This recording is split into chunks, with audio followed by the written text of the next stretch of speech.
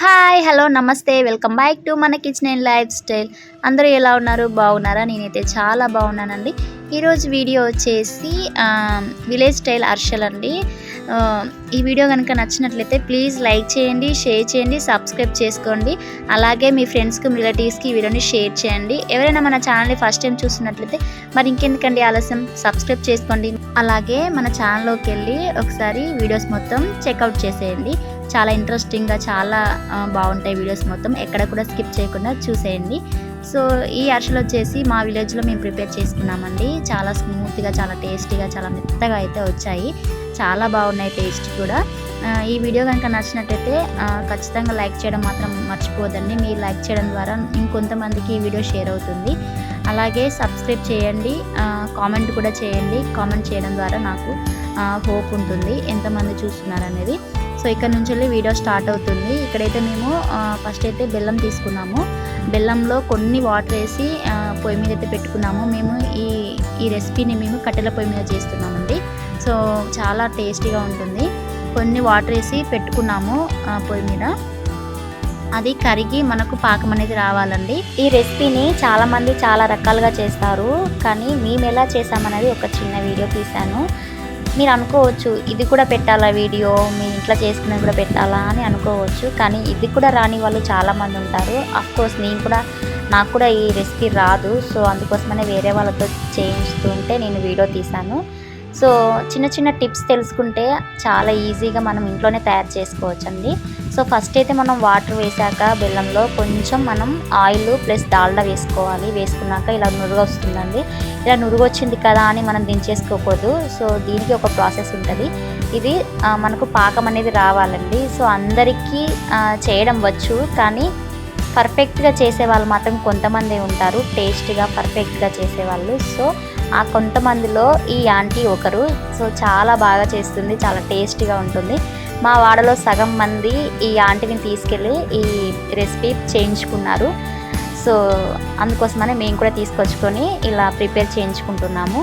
So చాలా అంటే చాలా టేస్టీగా అయితే వచ్చాయి అరిసెలు. సో లాస్ట్లో మీరే చూస్తారు కదా. సో ఇప్పుడైతే కొంచెం డాల్లా వేసుకొని లైట్గా ఉప్పు అయితే వేసుకున్నాము. సో ఉప్పు వేసుకుంటే అరిసెల టేస్ట్ డబల్ అవుతుందండి.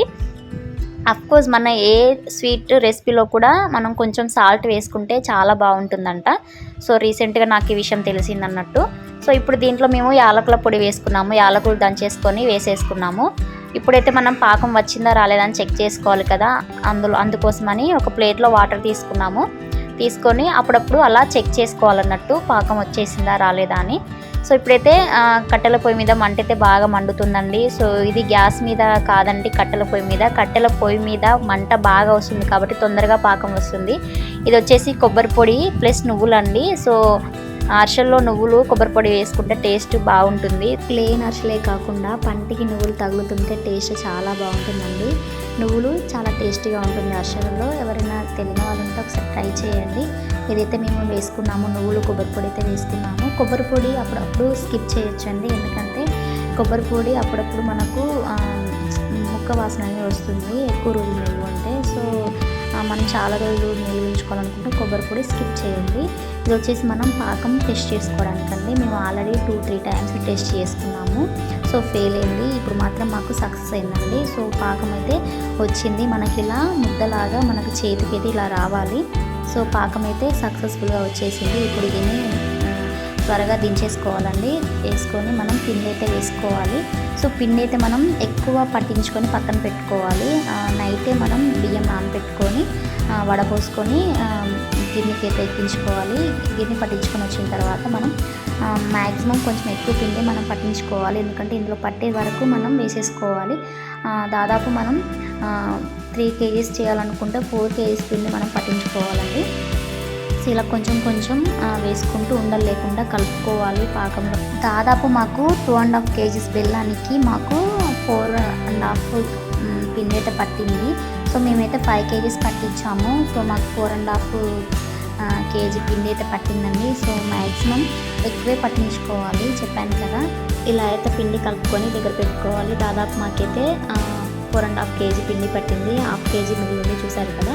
సో ఇలా కలుపుకున్న తర్వాత పైనుంచి వెళ్ళి ఆయిల్ కానీ నెయ్యి కానీ డాల్డా కానీ వేసుకోవాలండి, పిండి ఆరిపోకుండా ఉండడానికి. దీనిపైన మూత పెట్టుకోవాలి. వేడి తగ్గిపోకుండా ఉండేటట్టుగా మూత పెట్టుకోవాలి. సో మేమైతే పక్కన పెట్టుకున్నాము. కొంచెం కొంచెం తీసి ఒక గిన్నెలో వేసుకున్నాము. ఇప్పుడైతే పొయ్యి మీద కడాయి పెట్టుకొని దాని నిండా ఆయిల్ పోసుకోవాలి. సో కొంచెం వేరే గిన్నెలోకి తీసుకొని పక్కన పెట్టుకుంటున్నాము పిండిని. సో కొంచెం కొంచెం తీసుకుంటూ ఇలా అరిసెలాగా మనం చేసుకోవాలి. ఆయిల్ ప్యాకెట్స్ ఉంటాయి కదా, ఆ ప్యాకెట్స్ని చింపేసి ఇలా మేము దాని మీదనే అరిసెలాగా ఇలా షేప్గా రౌండ్ షేప్గా చేస్తున్నాము. కొంతమంది ఇలా పక్కన ఉన్నాయి కదా ఆకుల్లో కూడా చేస్తారు. మేము ఆకుల్లో చేయడానికి ట్రై చేసాం కానీ కుదరలేదు, తీయడం కుదరలేదు. ఈ రెసిపీ పాకం పట్టడం ఒకటి ఆలస్యం అండి. అదైనా పర్ఫెక్ట్గా పట్టే వాళ్ళైతేనే ఈజీగా పడతారు. అదే మనలాంటి వాళ్ళైతే పాకంలోనే చేయిపోతుంది రెసిపీ. సో పాకం పట్టేశాక మాకు ఈ అరిసెలు చేయడం చాలా ఈజీ అండి. ఇలా వేయగానే అలా కాలిపోతున్నాయి. వెనక్కి రిటర్న్ తిప్పాలి, టర్న్ చేయాలి. సో ఇలా మేము చేస్తుండగానే అలా అవి కాగిపోతున్నాయి. మేము లేట్ అవుతుందని ఒకేసారి 2 అరిసెలు అయితే వేసాము. ఒకటి తీయగానే ఇంకోటి కాలిపోతుంది. సో వెంబటే ఇంకోటి కూడా తీయడానికి రెడీగా ఉంది. సో ఇలా వేస్తూనే అలా పైకి వస్తున్నాయి చూడండి. చాలా ఈజీగా ఇంట్లోనే ప్రిపేర్ చేసుకోవచ్చు. ఈ వీడియో కనుక నచ్చినట్లయితే ప్లీజ్ లైక్ చేయండి, షేర్ చేయండి, సబ్స్క్రైబ్ చేసుకోండి. అలాగే మీ ఫ్రెండ్స్కి, మీ రిలేటివ్స్కి వీడియోని షేర్ చేయండి. మీరు వీడియో మొత్తం చూసి లాస్ట్లో ఒక లైక్ మాత్రం అస్సలు మర్చిపోవద్దండి.